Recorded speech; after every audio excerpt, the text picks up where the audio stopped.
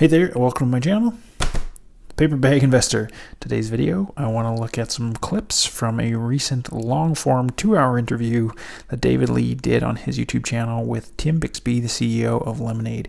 And I'm going to play a few clips that I found the most interesting from that long 2-hour interview, and then give a little bit of my own thoughts and feedback on each clip. So, let's get into it. And before I go any further too, I want to make it absolutely clear, not a personal financial advisor. Just a guy with a paper bag on his head who loves investing, loves thinking about the future. If you love investing, you love thinking about the future, I encourage you to hit that subscribe button, join my channel. This channel's all about, I really want this channel to be about seeing you succeed as an investor. And if you like thinking long-term with your investments, you're going to get a lot of value, I think, out of this channel. So yeah, I encourage you to subscribe if you get value from this video. But we're going to go through some of these clips with what David Lee did with LMND CFO, Chief Financial Officer Tim Bixby, and then again, give my thoughts after each one. There's a couple of other metrics that we think about that are important as we build the in-force premium. One, for example, is loss ratio. So if you grow faster, but the business you're bringing in has a greater risk of loss, your loss ratio is going to deteriorate and not be as healthy, or it won't improve as fast as we've seen our loss ratio improve. So I put this clip in here in this video and to give my take on it because I think it's interesting and important to understand as a really kind of digital company. Most digital companies just want to grow as fast as they possibly can. And LMND's trying to do that, and they want to do that, but they also have kind of an upper bound limit on their growth. Not kind of, they do as an insurance company. And it's important to understand that as an investor, that they really can only grow so fast based on regulatory requirements, based on how much capital they need versus how much risk or in-force premium they're taking on. But essentially, you can only grow as fast as the amount of risk you're allowed to really accept. And on top of that, you also, as an insurance company, you almost don't actually, not almost, you don't really want everyone as your customer. Not every single person you just want to blindly accept as your customer. Of course, if somebody comes to them, they're going to give them service as a customer, but you don't actually want to attract every single person directly to your service and to your products unless you think they're a good candidate and they're going to be a safe or more likely to be a safe person to insure for whatever product they're getting. So there's those couple sort of upper bounds that are in tension or enforced sort of in tension against this idea that they're this really digital, streamlined company that can and wants to grow as fast as possible. So I think that's kind of they're pushing and to grow as fast as they possibly can, but they're always going to have some upper bounds on how quickly, how radically they can grow. Second, we want to manage as best we can the whole customer experience. And that is a key part of why we decided when we launched the business, we decided to be a fully licensed insurance company. So we engage the customer, we acquire the customer, we write the policy, we take the risk on our balance sheet. We are a fully regulated, licensed insurance company. That's not the case for many of our insurtech competitors who are great companies, but there's a proportion of those, the majority of those are a front end or a broker for other insurance companies. It's a good model, but it's not the model that we chose. And so we want to be able to bring the entire customer relationship, start to finish, to the customer. So I put this clip in because I think it's really, really important to understand this about LMND, to understand how they're different from these other kind of online insurance brands. Most of these sort of online tech insurance brands that might be out there are really just kind of the front face of another insurance, maybe another insurance party or another insurance company that really is a little bit segmented and separate in the sense that the online portion is just the brokerage portion, just the insurance sales portion. LMND is different, and what's really important to understand is they have this seamless digital integrated system that is sort of built from the ground up. Let's just think, what's the most ideal system that can serve all parties in the system, be it the customers on the outside and every single party within the system that would handle from front end sales to the underwriting, to people, folks doing the underwriting, to people handling claims, and everything else in between. That's what Lemonade's really going for, and to me, that's much more powerful, streamlined. It's a much more powerful long-term approach, much more long-term potential than what these than just simply tacking on a digital. Oh, we have a website. Oh, we have an app, and we can sell your insurance policy through it. That's not harnessing the whole digital system and structure like Lemonade. That Lemonade is doing. With 20 or 30 data points, they kind of look the same. Those two very same people with 1,700 data points look radically different to us in almost every way because of the scope of the data. And what it enables us to do is just about everything can be different. Now, you can't necessarily dynamically price because we're selling insurance and there's price restrictions in insurance. But just about everything else, we can have a deeper understanding of those customers and their risk and their behavior and their expectation of loss and their risk score, which is something we've developed, which is a measurement of all those things I just described, their risk network. So they associate with certain people, they have certain affiliations. All of those things tell us something about the risk of those two people. And the net of all of that, customer A, in my example, might have an 8 times different expected risk or loss than customer B, where in a world of 20 or 30 data points, they look almost identical. So in this clip, he talks about some of the benefit of this sort of what I was describing earlier is this cohesive structure, digital structure that Lemonade has, is that they claim they can get 1,700 data points versus a broker. You go into a broker's office and you fill out a form, you maybe get 30 data points or something in that kind of a range.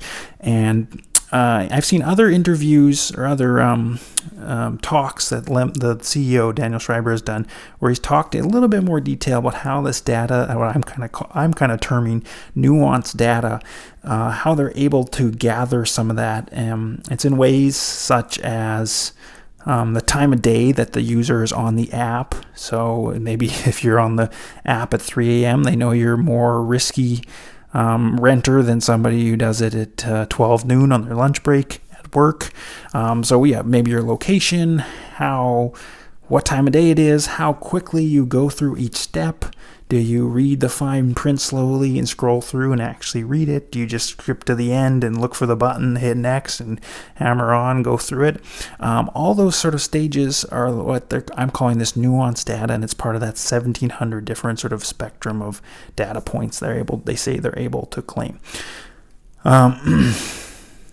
I think I see some huge advantage of this, and ultimately I am a believer in this as an investor in Lemonade, that this could be powerful underwriting advantages over time and powerful even sort of customer profiles they could develop on who they want to target or sell more insurance to and who maybe they don't want to sell as much insurance to based on risk profiles they could create with this sort of nuanced data. I'm a little bit skeptical as well. In the few minutes you're on the app, 1,700 data points, that's great, but how much is that just sort of shallow data? Does that really tell you something significant about a person's character or risk profile or not? It'd be almost like somebody going into your broker's office and you notice that you notice that they check their watch and that and the next guy doesn't check his watch, and then that's a data point. Does that tell you something about maybe are they riskier or not, or is that just sort of a random piece of data that's not valuable? So I'm a little bit skeptical on the depth or quality or sort of actionable insight the data might create. But I want to believe, based on the management team at Lemonade, how they talk about this with a lot of excitement, that they really believe this is generating measurable results that are helping our underwriting and are helping them measure risk more accurately.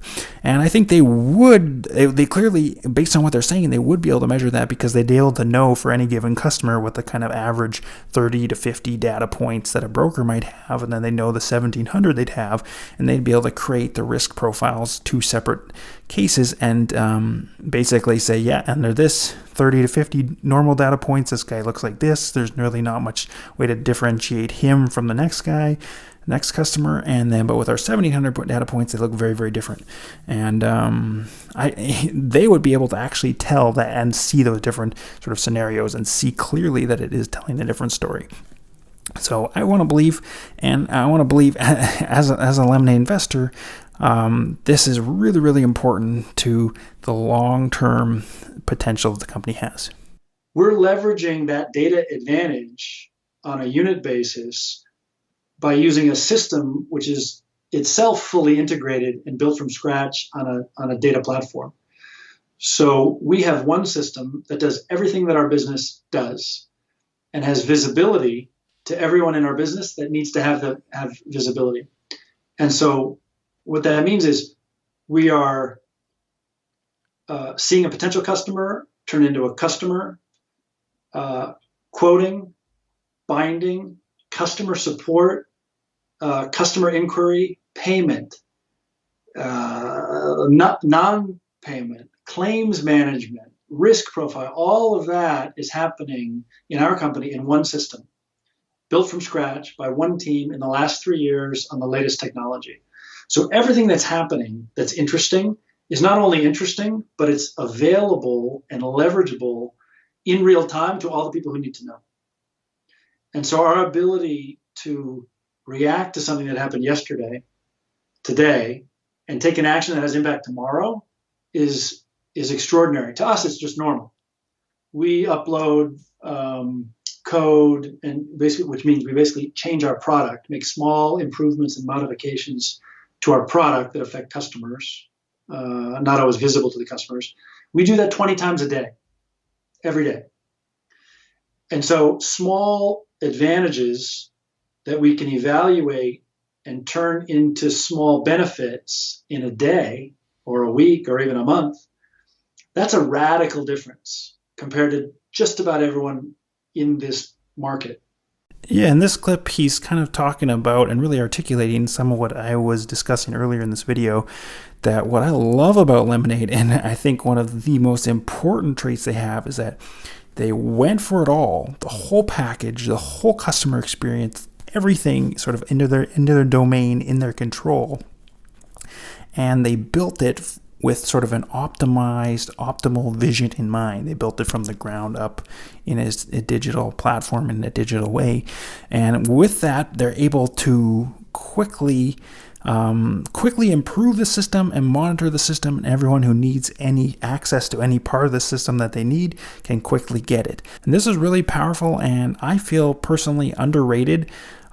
Should be more highly valued as people, as investors. We evaluate companies, and that if they can create or have a system that's as seamless as possible, that cuts out tremendous inefficiencies that most businesses have, and it also brings out more value that you might not otherwise not have gleaned from the system, and the system's ability to improve and rapidly improve.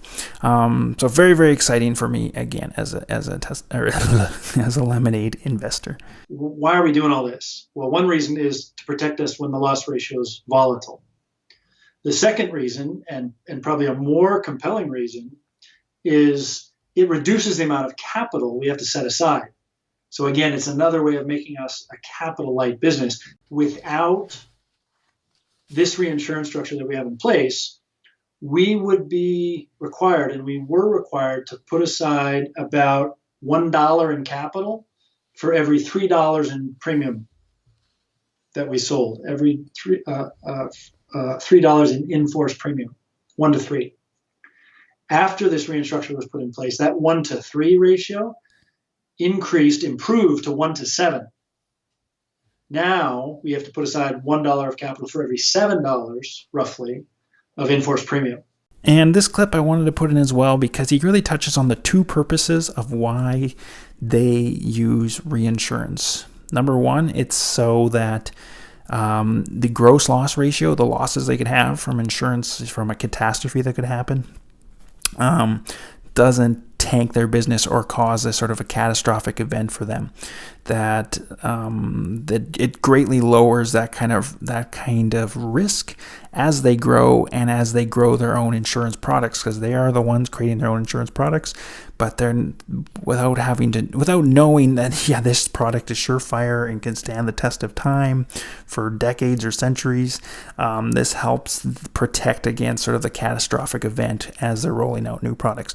But the second reason, and almost more important reason, as he says, is that it enables them to grow rapidly because they need, normally, he says, for every $2 in-force premium, an insurer would need $1 basically sitting in the bank, earning very, very low interest rate, super, super safe investment, kind of just sitting in your savings account for the rainy day that something bad happens. So basically 50% of everything you have in in-force premium just sitting in the bank. But now they only need, for every $7, they need $1 in the bank. So this enables them to grow much more rapidly and really pursue that in-force premium. So that concludes some of my thoughts and some of what I thought were the most interesting clips and takeaways from this video with Tim Bixby. I really wish that Dave had asked him more about the reinsurance long-term plans. To me, this is a really important thing to understand about the long-term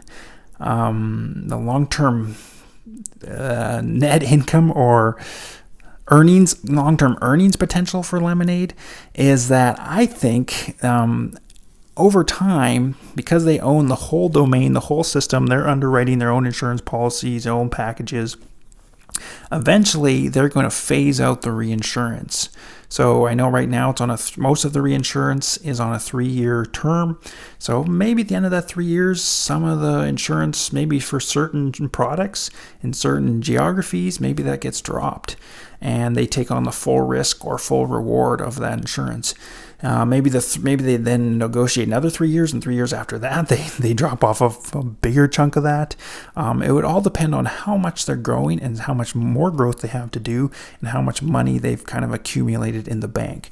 But I think eventually, my thought would be, like any other insurer on the planet, or most insurance companies are not using reinsurance.